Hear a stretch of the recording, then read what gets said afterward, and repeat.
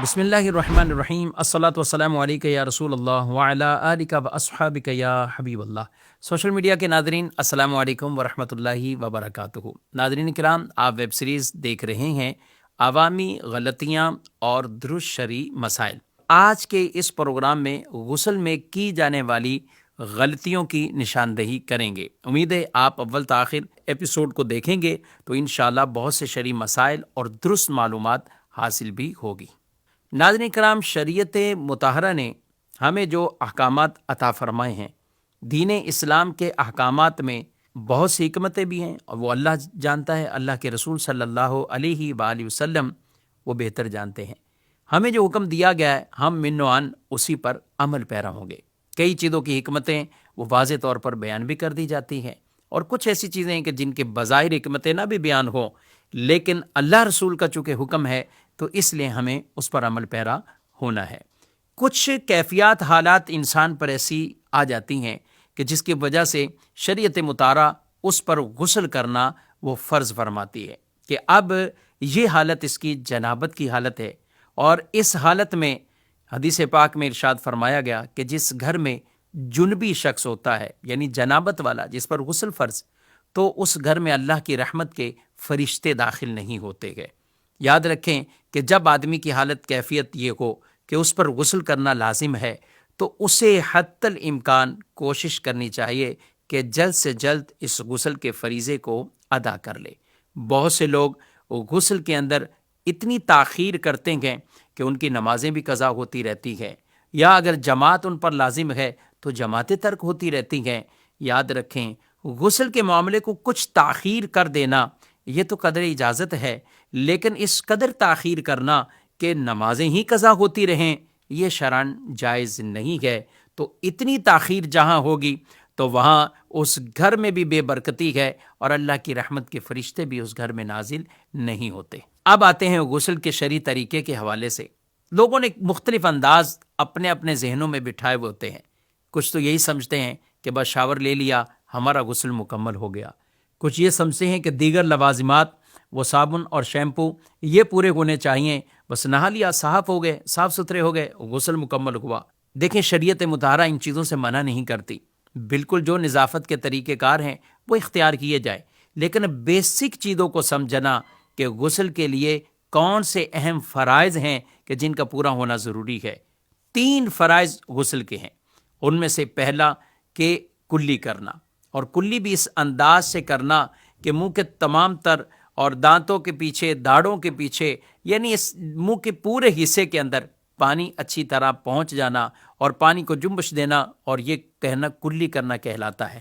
اگر روزہ نہیں ہے تو پانی کو ایسا اپنے گلے میں غرغرہ کرنا جسے کہتے ہیں، یعنی جنبش دینا اور غرغرہ کرنا کہ اچھی طریقے سے خوب اچھی طرح یہ کلی کا فریضہ بھی ادا ہو جائے گا۔ اور یہ غرغرہ کرنا اگر روزہ نہیں ہے تو یہ سنت مبارکہ ہے، روزہ ہے تو پھر غرغرہ کرنے کی اجازت نہیں، کیونکہ اس سے پانی حلق سے نیچے اترنے کا قوی اندیشہ موجود ہے، اور یوں کہیں ایسا نہ ہو کہ اپنا روزہ ہی توڑ بیٹھیں۔ دوسرا فرض غسل کا، وہ اپنے ناک میں پانی چڑھانا۔ اب یہ ناک میں کہاں تک؟ ناک کا ہمارا نرم حصہ، یعنی جو عام نرم حصہ ہے، جہاں تک سخت ہڈی وہ شروع ہوتی ہے، اس سے پہلے کا یہ نرم حصہ، یہ پورا اندر سے اس پورے تک پانی پہنچنا یہ ضروری ہے، اور اسے یہ غسل کا یہ دوسرا فرض ہے۔ اور تیسرا فرض یہ ہے کہ پورے بدن پر پانی بہانا۔ اس طرح کرنے سے آپ کا یہ غسل کا فریضہ ادا ہو جائے گا۔ کچھ لوگ یہ بھی سمجھتے ہیں کہ اگر روزے کی حالت میں غسل فرض ہو جائے تو اب 2 فرض پر عمل نہیں کریں گے، فقط نہا لیں گے۔ کلی کرنا، ناک میں پانی چڑھانا، وہ کہتے ہیں افطار کے بعد یہ 2 فرض پر عمل ہوگا۔ یہ بالکل غلط ہے، اور عوام میں یہ غلط فہمی بیٹھی ہوئی ہے۔ یاد رکھیں، اگر روزے کی حالت میں بھی کسی کو غسل لازم ہوتا ہے تو اسے بھی احتیاط کے ساتھ کلی بھی کرنی ہے اور ناک میں پانی بھی چڑھانا ہے۔ البتہ اس میں زیادہ مبالغہ یوں نہیں کریں گے کہ ناک میں پانی یوں نہیں کھینچیں کہ دماغ تک پہنچ جائے۔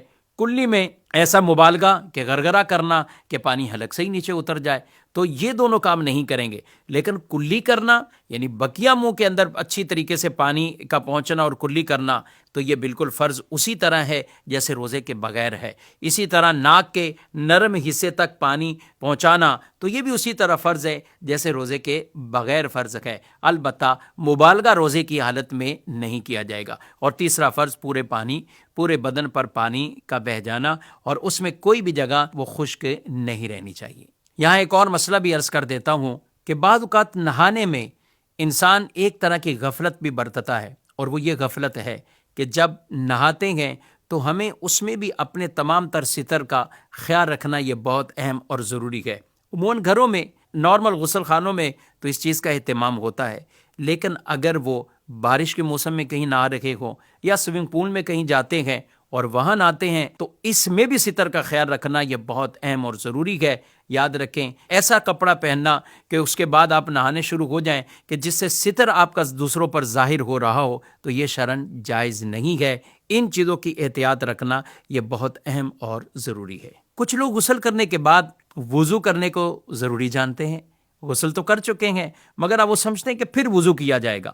تو یاد رکھیں، جب آپ غسل کرتے ہیں تو وضو کے بھی تمام اعضاء وہ اس میں دھل جاتے ہیں، وضو کے جو فرائض ہیں وہ بھی پورے اس میں ہو جاتے ہیں، اور غسل کرنے کے ضمن میں آپ کا پورا وضو بھی ادا ہو جاتا ہے۔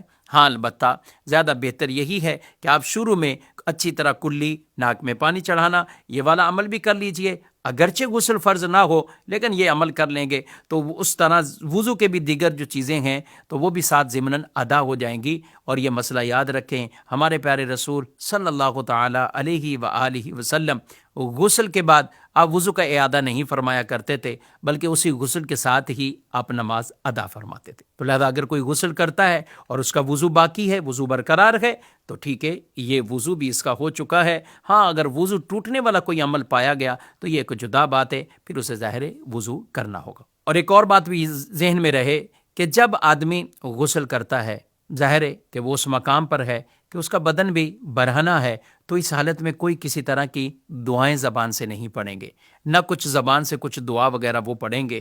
اور یہ ہمیشہ اس مسئلے کو آپ نے یاد رکھنا ہے، جب بدن برہنہ ہے یا آپ ایسی جگہ پہ واش روم یا ایسے مقام پر ہیں تو وہاں دعائیں نہیں پڑھیں گے۔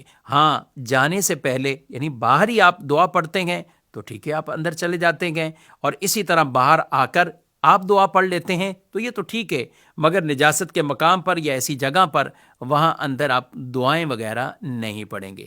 اور ضمناً یہ بھی بات عرض کرتا چلوں کہ جب انسان ایسے مقام پر ہو تو وہاں بلا وجہ گفتگو سے بھی گریز کیا جائے۔ ہاں، ضروری کوئی بات ہو، کوئی ایسی بات، پانی کا ختم ہونا یا کچھ اور چیز ایسی گھر والوں سے مانگنا یا کسی بات کا جواب دینا جو کہ ضروری ہو تو اس میں گناہ نہیں ہے، لیکن بلا ضرورت وہ گفتگو اور کلام وغیرہ نہ کیا جائے۔ کچھ لوگ یہ بھی سمجھتے ہیں کہ جب ان پر غسل کی حالت ہو، حالت جنابت ہو، تو اس حالت میں کھانا پینا وہ جائز نہیں ہوتا۔ یہ درست مسئلہ نہیں ہے، یہ بھی غلط فہمی ہے۔ درست شرعی مسئلہ یہ ہے کہ اس حالت میں بھی اگر کوئی کھاتا پیتا ہے تو یہ گناہگار نہیں ہوگا، البتہ اسے چاہیے کہ ہاتھ دھو لے، کلی کر لے، بہتر یہ کہ وضو کر لے، ورنہ کم از کم یہ عمل ضرور کرے کہ اچھی طرح کلی وغیرہ کر کے پھر کھانا پینا اگر کرنا چاہتا ہے تو یہ بالکل کر سکتا ہے، مگر یہ مسئلہ یاد رکھیے کہ غسل میں اتنی تاخیر کریں کہ آدمی کی نماز ہی قضا ہوتی رہے تو یہ تاخیر کرنا اس کے لیے جائز نہیں ہے۔ جس آدمی پر غسل فرض ہوتا ہے، کچھ لوگ یہ بھی سمجھتے ہیں کہ اگر اس نے کوئی لباس پہنا ہوا ہے، کپڑے ہیں یا کچھ اور چیز پہنی ہوئی ہے تو اب وہ کپڑے دوبارہ استعمال نہیں ہو سکتے یا وہ کپڑے بھی ناپاک ہو جاتے ہیں۔ تو یاد رکھیں، جب تک ان کپڑوں پر ظاہراً کوئی ناپاکی نجاست نہیں ہوگی تو اس وقت تک ان کپڑوں کو ناپاک نہیں کہا جائے گا۔ وہ کپڑے پاک ہیں، وہ پاک ہی رہیں گے، چاہے اس حالت میں بھی کسی نے پہنے۔ ہاں، اگر ظاہری طور پر کوئی ناپاکی اور نجاست اس پر لگی ہوگی تو پھر ظاہر ہے اسے پاک کرنا ہوگا، لیکن صرف اس وجہ سے کہ یہ چونکہ حالت جنابت میں، غسل والی حالت میں اس نے قمیض یا بنیان یا کوئی ایسا کپڑا پہنا ہے تو اس وجہ سے وہ ناپاک ہوگا، تو ناپاک نہیں قرار پائے گا۔ ناپاک تبھی کپڑا قرار پائے گا کہ جب اس پر ظاہری طور پر کوئی ناپاکی لگی ہوگی۔ ناظرین کرام، آپ نے اس ایپیسوڈ میں کئی شرعی مسائل وہ درست معلومات بھی سیکھی ہے. جو عوام نے اپنے ذہنوں میں غلط فہمیاں بٹھائی ہوئی ہیں تو امید کرتا ہوں ان کا ازالہ بھی ہوا ہوگا. اللہ پاک ہم سب کو علم نافع عطا فرمائے. آپ سے اجازت چاہتے ہیں. السلام علیکم ورحمۃ اللہ وبرکاتہ.